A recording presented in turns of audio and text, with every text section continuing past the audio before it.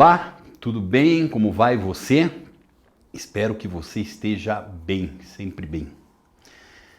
Hoje nós estamos aqui para dar continuidade aos nossos estudos aí a respeito de espaço rural, o campo brasileiro e suas características, não é mesmo? Então vamos lá. Só retomando rapidinho aí um pouco do que nós vimos na aula anterior. Então eu tinha chamado a sua atenção, né? Que essa atividade, o espaço rural brasileiro, ele é um espaço rural de extrema importância para a nossa economia. Por quê? Extensão territorial, nossas terras férteis, somado ao quê?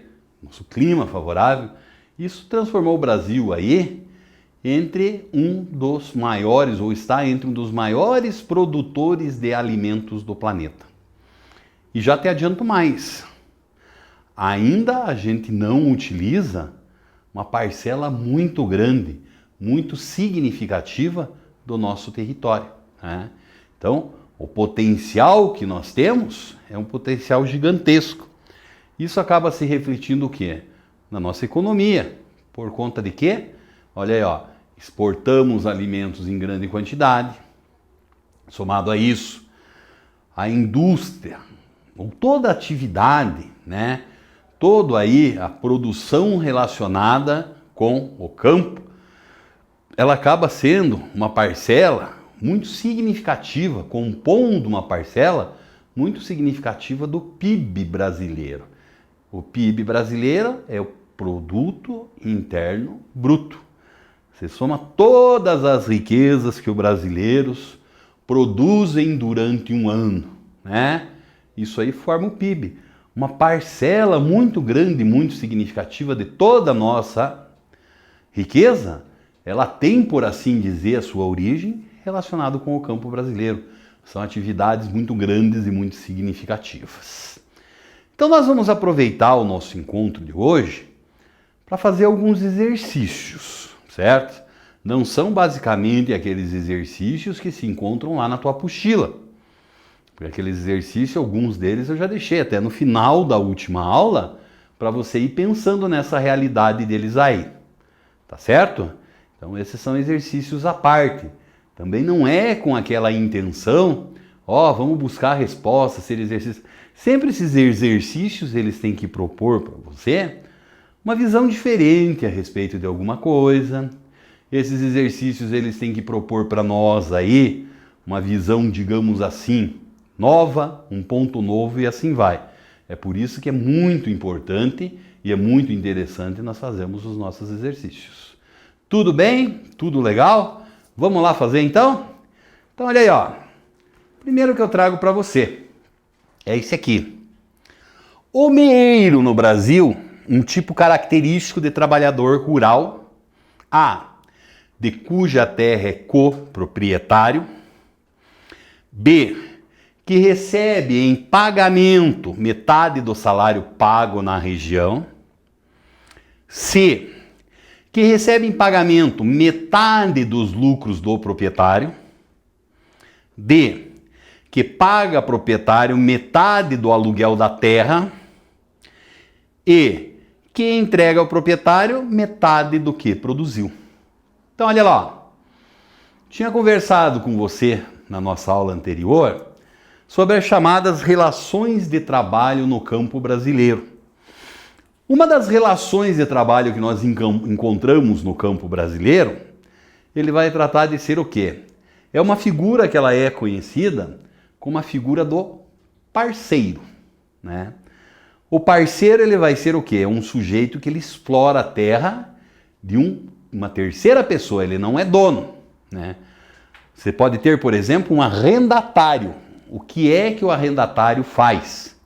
O arrendatário diz assim, vou usar a sua terra por um número X de ano de meses e eu vou pagar X por essa utilização. Ele arrendou essa terra aí, né? O meeiro, que é um tipo de parceria, que ele pode ser terceiro ou coisa parecida, é um acordo que a gente faz também, né? Nesse acordo ele funciona como? Eu vou utilizar a sua terra, mas eu não vou te pagar em dinheiro. eu posso te pagar com meeiro, a metade da produção. Tem uns que preferem fazer o quê? O terceiro, uma terça parte desta produção. Então é assim que funciona. Tinha falado lá, na última aula nossa, que isso lembra muito o quê? Quase que uma relação feudal, não é mesmo? O senhor feudal, ele tinha também lá os seus servos, e o que esses servos faziam? Para utilizar a terra, pagavam com uma parte da produção. Então, é uma relação que nós temos no campo brasileiro, que ela é uma relação extremamente arcaica. Então, vamos lá, ó. O que seria a nossa resposta E? Tá aí, ó. Nossa resposta é a alternativa E, que entrega ao proprietário metade do que produziu. Tem lá, por sua vez, também as suas chances, né? Que se o cara é, por exemplo, um arrendatário, deu um problema, ele levou um grande prejuízo na lavoura dele, na produção dele. Ele é obrigado assim mesmo a pagar por aquilo que ele se comprometeu. Agora, essa relação de parceria, como é o caso do meeiro, o que acaba acontecendo? Se o sujeito vai lá, tem uma peste, uma seca, e diminui a produtividade ou zera a produtividade, tanto o proprietário quanto o parceiro, os dois saem no prejuízo aí, tá certo? Então são características aí que é sempre interessante a gente dar uma olhadinha. Olha lá, ó, mais uma questãozinha para você aqui. Reforma agrária. É fruto de um amplo debate no Brasil desde a década de 1950.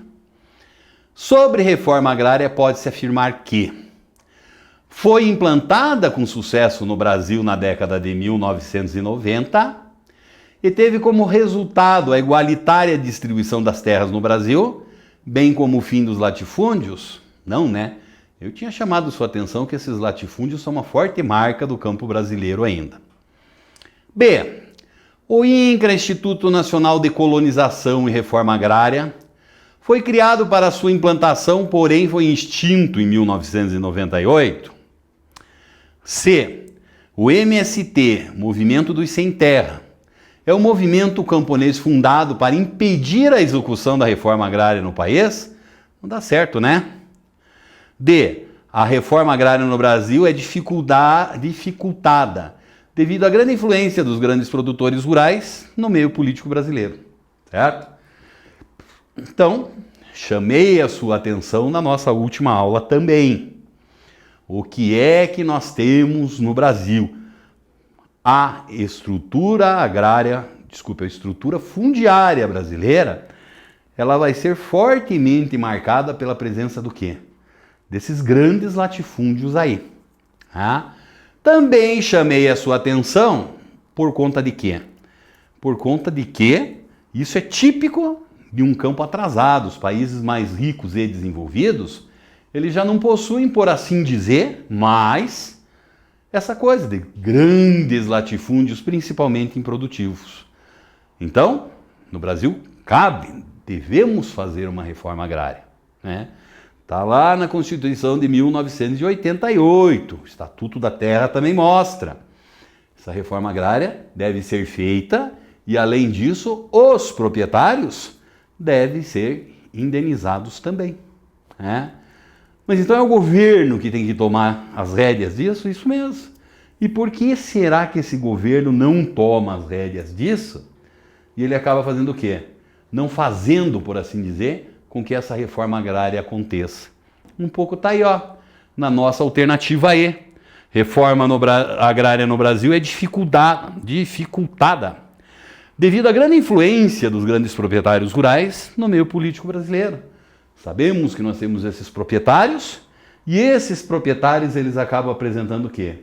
Uma influência que é uma influência muito grande e significativa que impede essa reforma agrária. Tudo bem? Tudo legal? Tudo certinho? Então tá bom. Seguindo aqui, ó, mais uma questãozinha para nós. Assinale a alternativa que apresenta apenas características da agricultura extensiva. O que consiste essa agricultura extensiva? Então nós vamos ter dois tipos de agricultura. A agricultura intensiva e extensiva. A intensiva vai ser aquela agricultura que faz o quê? faz um uso mais intenso de capital e tecnologia, certo? Então você vai investir muito capital, muita tecnologia. Ao contrário da extensiva. Na extensiva você usa mais mão de obra e mais espaço. Mas vamos retornar aqui então, né? Alternativa da agricultura extensiva.